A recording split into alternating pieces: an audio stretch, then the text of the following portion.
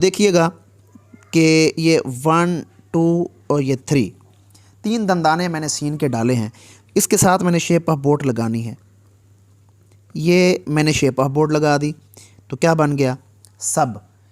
अब ये देखें लैंड कर रहा है, क्या कर रहा है, ये शेप ऑफ बोट लैंड कर रहा है और ये फिर वही बिल्कुल सीधा है। यहाँ पे ये देखें लैंड कर रहा है, यहाँ पे सीधा है। ये वही चीज़ आगे ना, ये 45 का एंगल बना रहा है और ये 90 का एंगल बना रहा है। ये चीज़ें आपने समझनी है यहाँ पे। अब आगे एक और लफ्ज़ की तरफ चलते हैं। जीम की जो मैंने तख्ती आपको पीछे। बिस्मिल्लाहिर्रहमानिर्रहीम। तमाम स्टूडेंट, उम्मीद है आप सब लोग खैरियत से होंगे। तो मैं हूँ खिज़र हयात, कैलीग्राफिक ट्रेनर। देखें जी, आज हम कुछ चीज़ें पढ़ने जा रहे हैं और मैं आपको पहले लेक्चर से अब तक मैं आपको यही समझा रहा हूँ कि ये शेप ऑफ मून और एंटी क्लॉकवाइज और क्लॉकवाइज इसकी प्रैक्टिस करें। बार बार मैं आपको यही बताता जा रहा हूँ कि भाई इनका आखिर काम क्या है, ये क्लॉकवाइज और एंटी क्लॉकवाइज क्या चीज़ें हैं। आज खुल के इनके ऊपर हम बात करते हैं। तो देखिए यहाँ पे शेप ऑफ बोट इस्तेमाल हो रही है, यहाँ पे क्लॉकवाइज शेप ऑफ मून इस्तेमाल हो रहा है और यहाँ पे फिर से शेप ऑफ बोट, फिर ये anti clockwise shape of moon, ये क्लॉकवाइज शेप ऑफ मून। तो ये क्या चीज़ें हैं सारी, यहाँ पे आज इनके ऊपर हमने जो बातें करनी है तो तवज्जो के साथ आपने इस चीज़ को सीखना है। तो चलते हैं हम अपने सेशन की तरफ। देखिए ये 3 शेप्स हैं, मैंने आपको बताया था। एक का इसका जो एंगल है ना शेप ऑफ बोट का, ये होगा 45 का, ठीक है। ये एंगल इसका 45 का है और ये बिल्कुल स्ट्रेट रहेगा 90 के ऊपर, ठीक है, 90 डिग्री। यहाँ पे इस चीज़ का ख्याल करना है। इस शेप ऑफ बोट की प्रैक्टिस करनी है ज़्यादा से ज़्यादा और इससे जो अल्फाज बनते हैं उनके बारे में भी अभी चलते हैं आगे जाके। और ये है क्लॉकवाइज शेप ऑफ मून, ठीक है। अब क्लॉकवाइज शेप ऑफ मून बनाने का क्या तरीका है, बहुत से लोग जो ना इसमें कार्नर निकाल देते हैं, ये बिल्कुल गोल हो जाए, यहाँ से आए और ये ऐसे गोल होना चाहिए। अब यहाँ से जब आप शुरू करते हो तो बहुत से लोग इसका गलत जो यूज़ है वो भी मैं आपको बताता हूँ कि वो इसको यूँ करके ऐसे कर देते हैं, ठीक है ना। जब वो नून लिखते हैं या शेप ऑफ मून क्लॉकवाइज लिखते हैं तो ये कार्नर निकालते हैं, यहाँ से बचना है आपने, ठीक है। और कुछ लोग क्या करते हैं, इस एंगल को बजाय इधर इसको सीधा रखने के वो यूँ कर देते हैं, ये ऐसे खोल देते हैं इसको, यहाँ से भी आपने बचना है, ठीक है। तो आ जाती है अब anti clockwise shape of moon. अब इसका एक एंगल क्या है, ऊपर है, दूसरा नीचे है। इसका एक सलांट है, तिरछा है और एक सीधा है। ये चीज़ें आपने जहन में रखनी है, ठीक है। अब ये क्या चीज़ है, ये anti clockwise shape of moon है। इसका एक एंगल पीछे होगा, दूसरा यहाँ पे होगा और ये तिरछी होनी चाहिए। हमेशा चांद जो है आसमान पे इस फॉर्म में होता है, ठीक है। अगर मैं इसको यूँ यहाँ पे मैच करूँ तो ये एग भी बन जाए, ये क्या है, एग भी बन जाए। यहाँ पे इन चीज़ों का ख्याल करना है। तो चलते हैं, इससे जो अल्फाज हैं, ये अल्फाज के अंदर कैसे लगती हैं उनके ऊपर हम फोकस करते हैं ज़रा। तो सबसे पहले शेप ऑफ बोट से जो अल्फाज हमारे बनते हैं उनकी तरफ हम जाते हैं, शेप ऑफ बोट से। अब देखिएगा कि ये 1 2 और ये 3 दंदाने मैंने सीन के डाले हैं। इसके साथ मैंने शेप ऑफ बोट लगानी है। ये मैंने शेप ऑफ बोट लगा दी तो क्या बन गया सब। अब ये देखें लैंड कर रहा है, क्या कर रहा है, ये शेप ऑफ बोट लैंड कर रहा है और ये फिर वही बिल्कुल सीधा है। यहाँ पे ये देखें लैंड कर रहा है, यहाँ पे सीधा है। ये वही चीज़ आगे ना, ये 45 का एंगल बना रहा है और ये 90 का एंगल बना रहा है। ये चीज़ें आपने समझनी है यहाँ पे। अब आगे एक और लफ्ज़ की तरफ चलते हैं।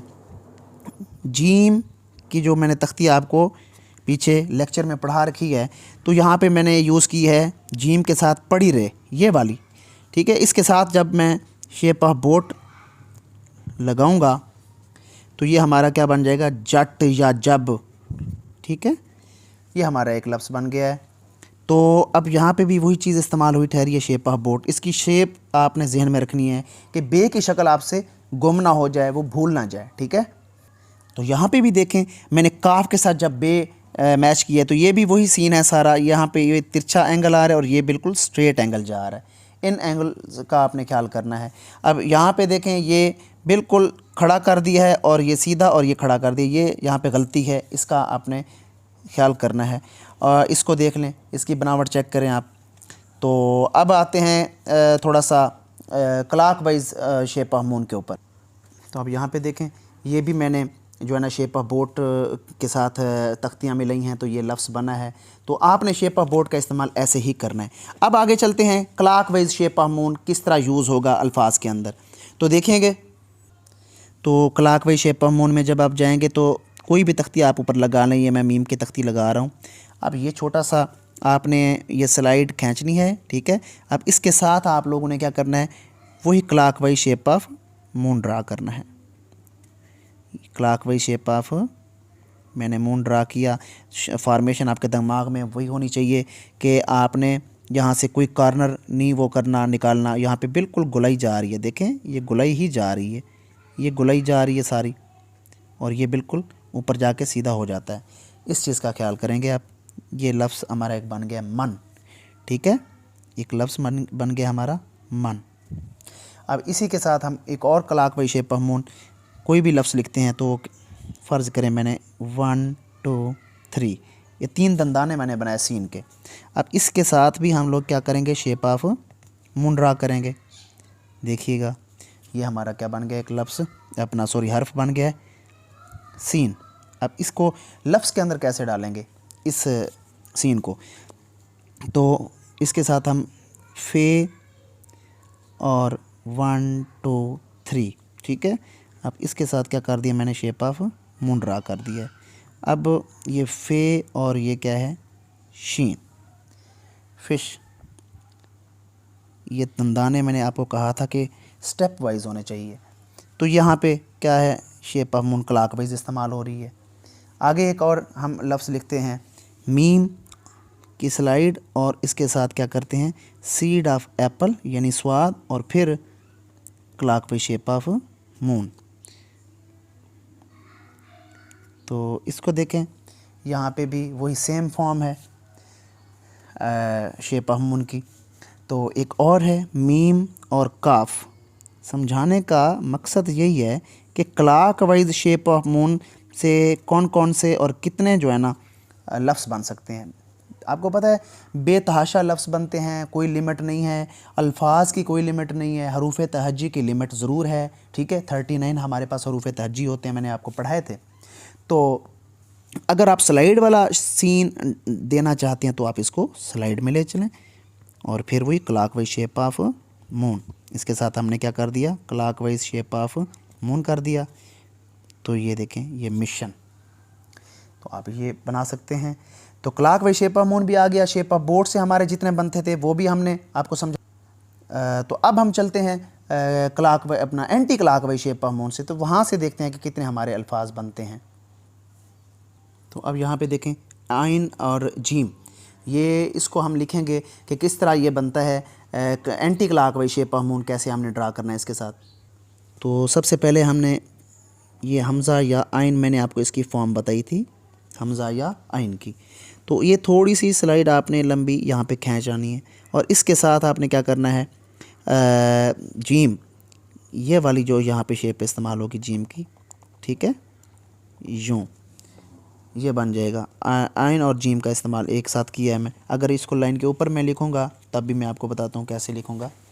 देखिएगा यहाँ पे ये आइन थोड़ा सा लंबा करेंगे और ये भी पतली स्लाइड रखेंगे, और यहाँ पे मैं जीम या है ऐसे करके लिखेंगे। कुछ चीज़ें हैं यहाँ पे समझाने वाली, वो आपने जहन में रखनी है कि हम बाज़ औक़ात यूँ करके लिख देते हैं, ये ऐसे करके। इस चीज़ से भी बचना है आपने। बिल्कुल इसकी सीधी आपने तख्ती पहले भी पढ़ रखी है। अगर मोटी इसमें फ़ॉन्ट में लिखना चाहें तो यही तिरछा 7, ये जहन में रखें। अगर आप इसको पतला करके लिखना चाहते हैं, ऐसे पतला यूँ, और इसके साथ आप नीचे मोटा जीम लिख सकते हैं हाज या जज के अंदर, ठीक है।